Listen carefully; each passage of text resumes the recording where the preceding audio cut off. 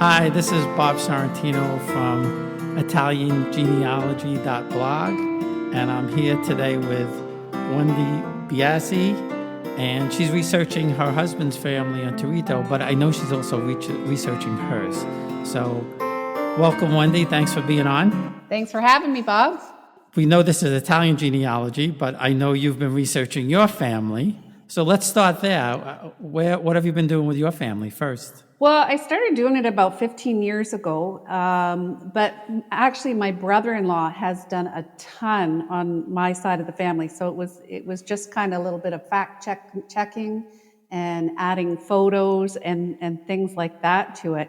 But we're Dutch. My parents are both from the Netherlands. They actually met on the boat coming to Canada in the early 50s. And so we've done a lot of that. It's gone back down to the 1600s, about 9 generations. So it's been fun to do that. But I've been mostly working on the Italian side, which has been quite interesting for me, not being Italian. Oh, so that's interesting, the Dutch part. And I know you recently did a DNA test, but I don't think you've gotten your results back yet, right? No, we're impatiently waiting. It's always exciting when you get it. It's pretty interesting to find. And once you do get it, I suggest that you send it to My True Ancestry. And they compare your DNA back to archaeological digs. So it's really pretty cool. Oh, that is neat. Yeah, no, we'll definitely have to do that. And also, living DNA gives you your mother line and your father lines, too, and you could send it to them also for free. Okay, that's good to know. Yeah. Yeah, we did the DNA. My father-in-law lives with us, so we did his as well. Oh, great. Yeah, I never got to do my mom's. I kept procrastinating about it, and then I never did it. But I have a lot of cousins who've done it, nice. So that's good. So the one thing that we have in common is your husband's family is from Torito, and my mom's family is Torito, and I'm pretty sure, I'd say it's a safe bet that when his DNA comes back, we may have something in common. Yeah, well, I'm noticing that it's a small town, and it seems like not many people leave that town, so I'm sure you're related somewhere. I bet we are. So what research have you done so far on his family, and what have you found? Well, his parents actually came to Canada back in the 50s. And so my husband is first generation. It's been very interesting for me because I don't read Italian, but I've been going through all of the documents. And I've got them back about 9 generations. And the fun thing that I found is they never leave the town. We've got maybe a couple of people that came from close towns, from Grumo, which is next door, but that's pretty much it. Everybody has stuck in that tiny little town. So that's what's real interesting about that is my uncle came around the same time to Canada first. When my grandparents, my mom's mother and father came to America, they left my oldest uncle with his grandparents. And from what I understand, the intent was that they were going to go back. And then they started having a family here. They never went back. My uncle turned 18, and when he finally wanted to come, he found out that he had to go into the army in Italy. Yeah. So he did that, and then he started having his own family. So I want to say it was probably right around 49, 50, something like that, when he came. And he came to Canada by himself first, and then the rest of the family joined him, and they spent almost 5 years in Canada before they could enter the United States. Yeah, it's interesting how they keep going back and forth. I'm finding that a lot with both sides, the mother and the father side, where they would come to mostly to the States. This is the first batch that came to Canada. Mostly his relatives went to New York. He's got a ton of relatives in New Jersey. And I noticed like grandparents would come to the States. They would have a couple children. Then they went back to Italy, had a child. And then sometimes they would come back to Italy or back to the States again. So it's interesting to see them traveling back and forth and having kids in both countries. Oh, see, I didn't know that. I didn't realize that. My grandparents, I mean, they were pretty poor, and they wound up with 9 children, so there was no way they were going back. But I do know that my grandmother used to send money across to help people come into Canada from there. And I think the reason a lot of people went to Canada was the U.S. was shut down for quite some time. Yeah. My grandparents, like you said, almost all of them were the men were farmers and the women were seamstresses from Torito. Although my grandfather's family was from Acquaviva dell'Infanti, which is, a stone's throw away from there. One of the cool things, and I have to send you the link so you and your husband can listen to it. My cousin, the youngest son of my uncle John, he recorded my uncle in Bari before he died, and he had it on tape. And when I found out about it, I asked him, and he said, I tried listening to it a couple of times and transcribing it, and I just couldn't get through it. Yeah. And I told him, you have to, this is the history of the family. And so just recently, he sat down with his sister, and they transcribed the story into English. And it was just a wonderful look into Torito in the 1920s and 30s and 40s. Isn't that nice, eh? I'm actually thinking about doing that with my father-in-law because he's almost 92 years old. And right now we've been going through old photographs that I found, which has been quite interesting there because that gets the conversation going. And then I'm finding out more about relatives from back in Torito and about life back there. So it was funny, actually. He went through some pictures of old friends. So these photos were taken in, I would say, the 30s, 40s, and very early 50s. And I put them on the Facebook page that we have for Torito genealogy, and somebody contacted me and said, "Hey, that's my uncle." Wow. So that uncle happened to be my father-in-law's best friend from way back in the day when they were teenagers. And we actually connected and had them talk and actually have like a video chat. He's still in Italy. He's back in Italy. He was in Canada for a while, but then moved back to Italy. So the two of them connected. They probably haven't seen each other in about 40, 50 years, which was kind of nice. And then that started more conversations. That's amazing. Yeah, that was really cool.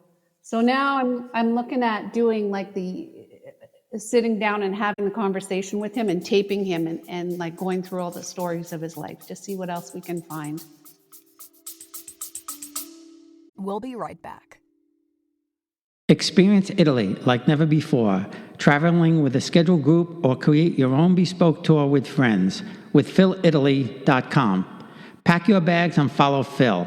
That's www.philitaly.co.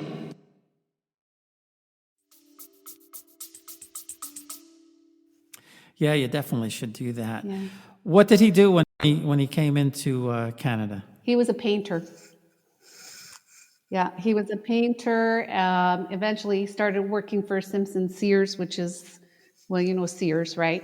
So he was a painter for them here in Canada, and then eventually he moved over to LCBO, which is the liquor store.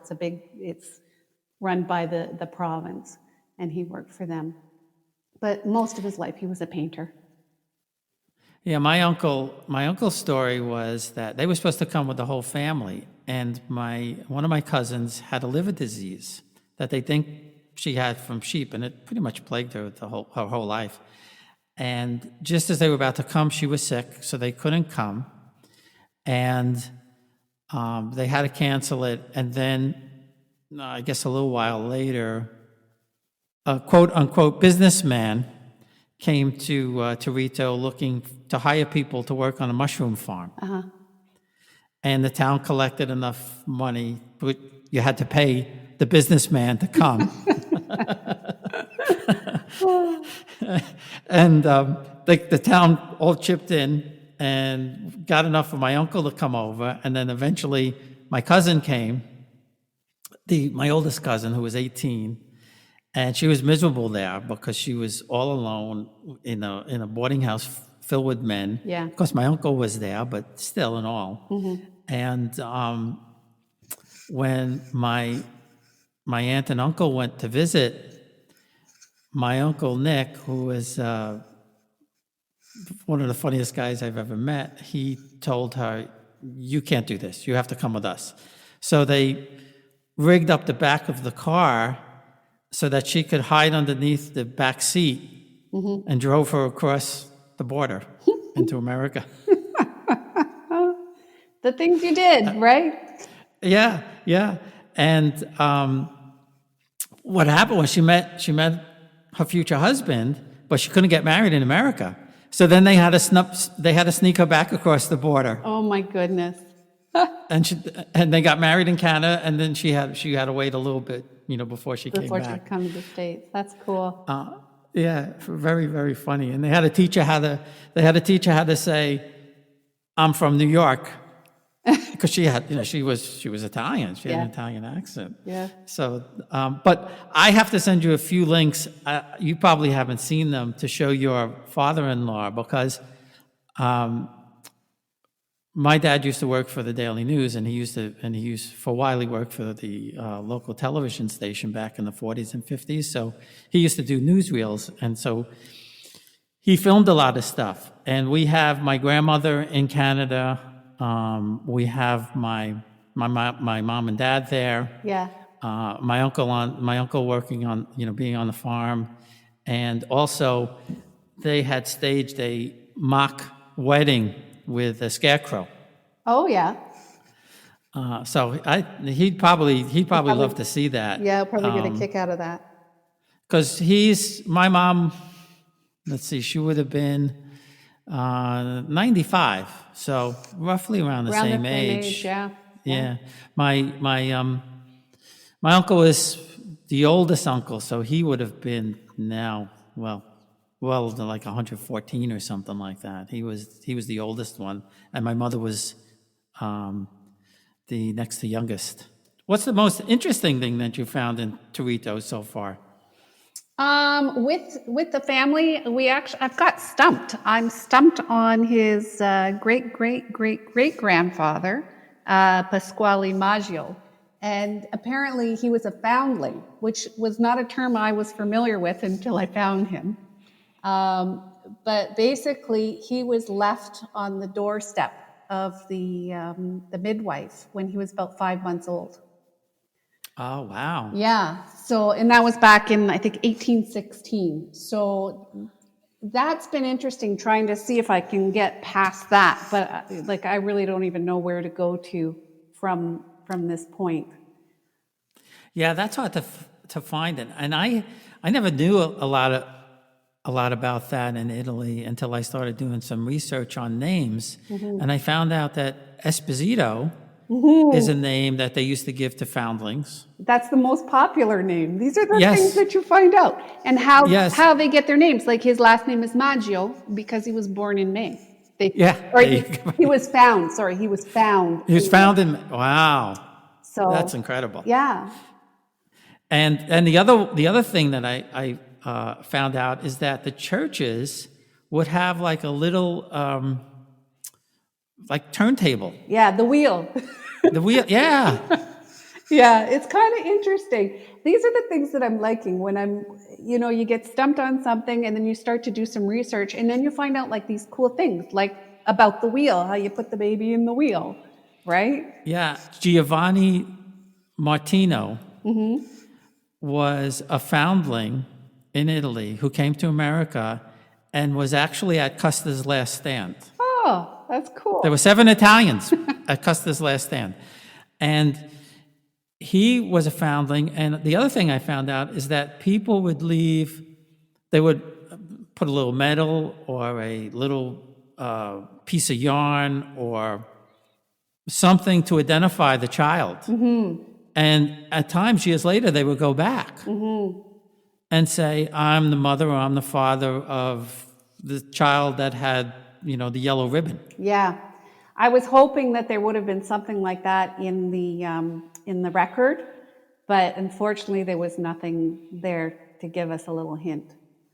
But yeah, I've heard about that too, how they put they leave something with it and then it's noted in the records too, usually, as to what the item was. Yeah.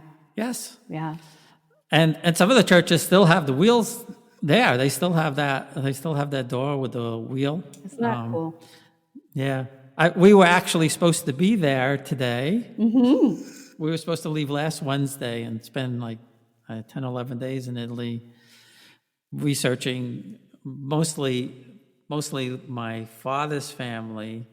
I wanted to go to Torito too, but it was getting expensive because I hired somebody to help do research. And what Letizia does is actually, she just doesn't give you a tour. She actually brings you back in time, in a certain sense. And I don't know if I told you, my grandmother, my dad's mom was nobility. Yeah, I heard that. Yeah, and we were going to go to several of the homes. So we're hoping we're going to be able to go in October now. Yeah, my husband's always hoping that I'll find nobility in his family, but so far it's pretty much just farmers. Yeah, Torito is farmers. The story with the way and that's what really got me started, because I was a big history person, and I think that's why a lot of us do it, because we like history. Yeah.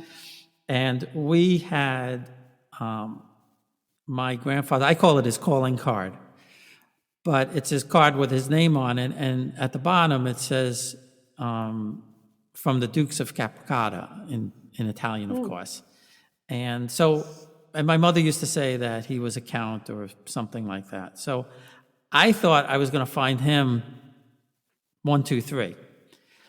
And I couldn't, but I eventually came across a record in one of these nobility listings that showed a Nicola Piramalo marrying Amelia Caracciolo. Mm-hmm. And I had never heard that name. So I called my cousin that lived with my grandmother, and I asked her, and she said, of course, yes, that's Nanny's mother's name. And the names matched up because her name was Amelia, and my aunt was the first daughter, and she was Amelia, and my father was Nicholas, named after, he was the second son. So everything kind of matched up. Well, the Piramalo family were pretty well attached. But Caracciolo goes back to Naples to 950. Wow. So I have my grandfather's back to 950. That's awesome. That's so that nice family. to be able to get that far back. With the farmers, you don't get that far, right? It's just, whatever you can get off of the internet. And if you're lucky enough to go to Italy and go to the church. Yeah, we went about 25 years ago, because we lived in England for 2.5 months. So, traveling in Europe was a breeze. Yeah. So we had gone we went to Rome for a couple of days, and then we took the train down to Naples, and I rented a car and went to Sorrento. Well, I had no idea that my grandparents, my great-grandparents, lived a half a mile from the train station in Naples. Wow. So I was right there and had no idea where anybody lived or any of that. And once you find the records, it's pretty easy to find. I'm sure you probably do what I do. I use Google Maps sometimes to try and find the street. When you find an address on a record, you try and look for that street. Yeah. Yeah, it's pretty cool. And so now you said, I want to go back to your family in the Netherlands. So you must have had some interesting finds if you got back to 1600. Or how actually did you get back that far? There's a lot more records than there is in Italy. So it's a lot easier to track. My mother also is like a fountain of information. I don't know how she remembers everything, but she was able to give us a lot of information. So that was good. Again, that family too, they were all over Holland, all over the Netherlands, but didn't really move out of the Netherlands that much. So it was kind of interesting. But my family is mostly from Den Haag and Rotterdam areas. And it was kind of interesting. And then, they were born in the 20s and 30s. So from them, you get more of the war stories, which is kind of interesting. Yeah. Yeah. Yeah, it must have been tough. I know that's what I got from my cousin and my uncle, because they were in the war in Torito when it was going on, and my cousin said my aunt would grab the kids and they'd run through the field when the bombing started, and you don't think about it until you talk to somebody who's actually there. I mean, you could see it in movies, but when it's one of your relatives that was there, it's a completely different thing. Yeah. I had an interesting find on my grandmother's family, in that I thought everybody was in Italy, and my second great-grandmother was Elisa Mohr, Mohr, from Lucerne in Switzerland. And I thought that was odd. And I said, I'm never going to find this woman from Switzerland. And I was just going through Googling stuff one day, and I came across this book of the Neapolitan army in the 1860s. And they listed all the officers. Well, I found a Bernardo Mohr, same name, and it said he was a captain in the Swiss Guard, assigned to the Naples army. And I thought that was strange, because I thought the Swiss Guard, and I thought they just guarded the Pope. But apparently they would, especially the Catholic cantons, would hire out mercenaries to the different armies in Europe. Serving at the same time was Filippo Cracciolo, who was 21 or 22. Bernardo Mohr was probably early 40s. So he must have met the daughter at a party or something like that, and they got married. A little while later, I came across a site for Swiss records. And they said, ask us a question in English, French, or German, and we'll answer it. So I said, well, I found this Elisa Mohr, and her father was Bernardo Mohr, and I can't get any further. Well, this person sent me a link that had all the families from Lucerne, their family trees, back to the 1400s. Wow. You can never find this stuff probably 20, 25 years ago. No, definitely not. But the power of Google, even though they track everything we do, is pretty great. I know, it's pretty amazing what you can find on the internet now. Like, just especially with a family search, I find like tons of information in there. But you have to like physically go through each page by page. Yes. But sometimes it's worth it. You find a gem, right? Yeah, and sometimes when you least expect it. Yeah. People say, how do you find these things? I said, you have to be persistent. I said, but sometimes you have to walk away a bit. Yeah. Because your head starts to explode after a while. At least mine does. Yeah, it's true. Especially, like, I'm finding too, when I'm getting into the records for the States, because everybody's named after somebody, right? It's hard to figure out who's related to who. When I'm looking at the documents, like if you're looking at the birth record of Charles Pulveromo, there's like Charles Carlucci. There's like 12 Charles Carluccis, and they're all born pretty much around the same time, within a year and a half. And then, but a lot of them are not saying the name of the parents in the document. So that's where I'm getting stuck, is trying to find people in the States and connecting them to the correct parents. Right, and when you look at the Antonati, too, some of the names, the spellings are oh my goodness, horrible. They're awful, and the handwriting, holy cow! Yes. Yeah, you come across some of them that it's like beautiful, this beautiful handwriting, and then ones I need, it's like the way I write.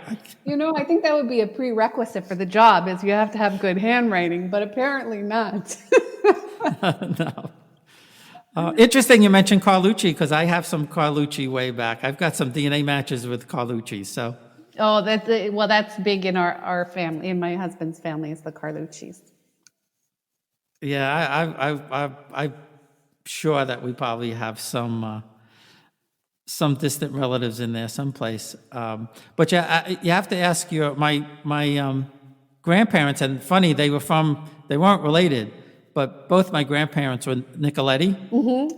So you could ask your father-in-law if he recognizes Nicoletti, and Scarangella is my cousin, and Scarangella is like Smith in Torito. Yeah, we have Scarangellas in the family too. Yeah, so he definitely has to be related to my cousin. Yeah, I'm sure. Like I said, it's. I can't wait for him to get his results to see who we're related to. I know, that's so funny. It's such a small town, and like I've even had where I can't remember the name who it was, but one of his like great uncles married a woman with the exact same name as his mother.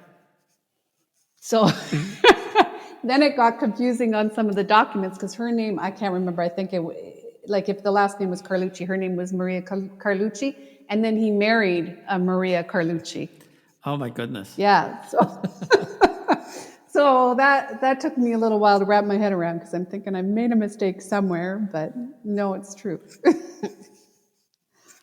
Yeah, well, like I said, they were both Nicoletti, and I don't know if it was a census taker or somebody, doing some kind of research way back when in the 30s or 40s, and they came to the door and they were asking my grandmother, what her husband's name was, and she said Nicoletti, and then they asked her what her name was, and she said Nicoletti. And he said, no, but I need before you're married. And she said, Nicoletti. And he said, no, I need you before. And my uncle was sleeping upstairs, and he woke up and he heard this exchange, and he said, she knows what you're saying. His name was Nicoletti, and her name was Nicoletti before she was married. Oh. And I find too, a lot of brothers, like brother and sister, will marry a different set of brother and sisters. Yes. Right? Yes. So then, the cousins are cousins on both sides of the family. Well, my father's uncle, he married his first cousin, and she passed away, and he married her sister. Mm-hmm. That happens a lot too. A lot. That's a very interesting story there. Yeah. Well, Wendy, this is fantastic. I love doing these talks because I always learn something, and just comparing stories, and especially with people from the same town, it's even more fun. Yeah, for sure. This has been great. And I'm looking forward to the links you're going to send me so I can get some more information going. Yeah, I'll send you the ones with my uncle and all the Nicoletti stuff, and I'm sure your father-in-law may recognize some names in there. Yes, I'm sure he will. All right, great, thanks. Okay, thank you. Thanks for listening. Follow us on Facebook in the Italian Genealogy group, or at www.italiangenealogy.blog.